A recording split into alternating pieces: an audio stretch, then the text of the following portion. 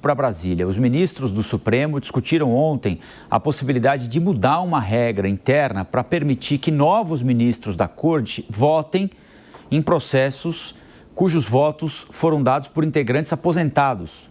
A Aline Beckett vai explicar tudo direitinho para a gente, né, Aline?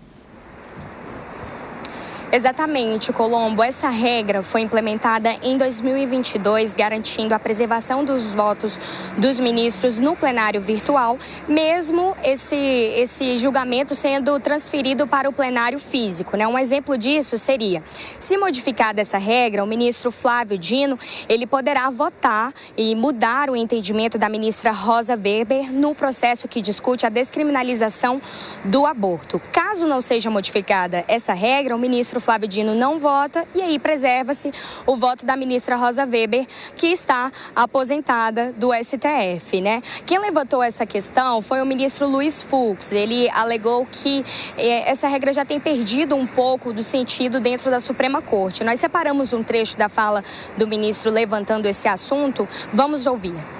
E nós temos aí uma regra que, no meu modo de ver, ela já perdeu um pouco o sentido, que é a regra de que os novos não podem votar. Mas eu entendo que nós deveríamos repensar o regimento no sentido de permitir aos novos também que votem em questões que ainda não acabaram. Porque o que diz o código? Até a proclamação do resultado pode haver modificação do voto. Já o ministro Dias Toffoli defendeu que quem vota é a cadeira e não a pessoa e que isso serviria para evitar mudanças em embargos, evitar que essas mudanças alterem as decisões finais de processos, de julgamentos, né? Mas, de qualquer forma, para mudar essa regra no regimento interno da Suprema Corte, precisa haver um julgamento, precisa ter uma votação dos ministros. E, por enquanto, não tem uma data prevista para que isso ocorra. Colombo. Muito bem, Aline Beckett conversando com a gente ao vivo, direto de Brasília, sobre um assunto interessantíssimo, hein, Vilela? Porque esse argumento do ministro Dias Toffoli é interessante.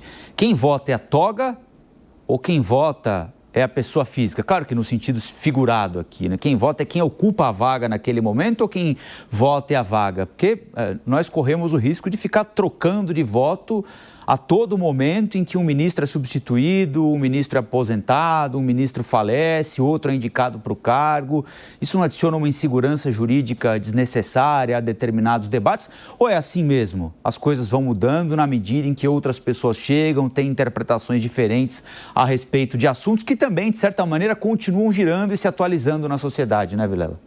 Pois é, o tema ele é interessantíssimo, ele cabe uma grande discussão, a fala dos ministros ela foi bastante substantiva nesse sentido. Agora, eu vejo que é importante que o regimento do Supremo Tribunal Federal ele vá se adequando ao avançar das regras. Hoje nós temos o julgamento virtual, que ele é uma realidade que há anos atrás nós não tínhamos essa possibilidade e que nesse caso prático onde foi levantado a questão, um julgamento ele foi destacado do julgamento virtual para o julgamento físico presencial, justamente porque seria um tema que precisaria de um debate maior. E aí, nesse sentido, eu vou na linha do que foi levantado pelo ministro Fux. Quando há o início de um novo julgamento, agora no plenário físico, eu vejo que justifica a permissão de que os novos ministros possam votar, possam dar opinião, porque justamente esse destaque, ele visa isso, ele visa o debate no plenário, ele visa o esclarecimento, aquele confronto de ideias que ele é tão importante para se formar uma posição.